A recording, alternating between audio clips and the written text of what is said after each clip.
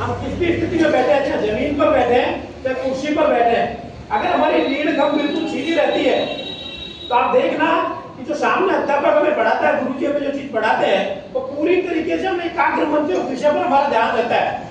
क्योंकि जो हमारी शारीरिक रचना है उसमें रीढ़ कम सीधा रहने से हमारी पूरी जो एकाग्रता है, जो हमारा पूरा ध्यान केंद्रित होता है वो मन पर केंद्रित होता है। तो जहाँ से हम इन चीजों को सीखने और समझने की स्थिति में आते हैं, और अगर हम आलस्य की स्थिति में जाते हैं तो सबसे पहले हमारे रीढ़ कम में ही आलस्य आना प्रारंभ होता है। हम उसमें झुकाकर बैठेंगे तो हमारे शरीर में शिथिलता आती है, तो जब शिथिलता आना प्रारंभ होती है तो मन का विचलन, मन का भटकाव प्रारंभ हो जाता है। तो इस रीढ़ कम को सीधा करके बैठने से हमारी एकाग्रता पर बहुत अच्छा प्रभाव पड़ता है, और जो चीज हमें सीखनी चाहिए वो हम ज्यादा अच्छे ढंग से सीख पाते हैं।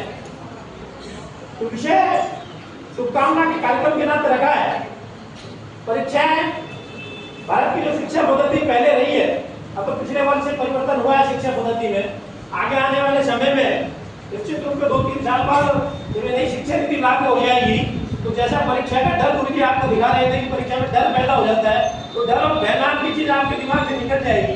क्योंकि इस पूरी प्रक्रिया से, परीक्षा से जो छात्र के मन में भय आता है, जो वातावरण के कारण आता हो, तो ऐसा एक सिस्टम डेवलप हो गया उसके कारण आता हो, तो सारी चीजें धीरे धीरे दूर होगी।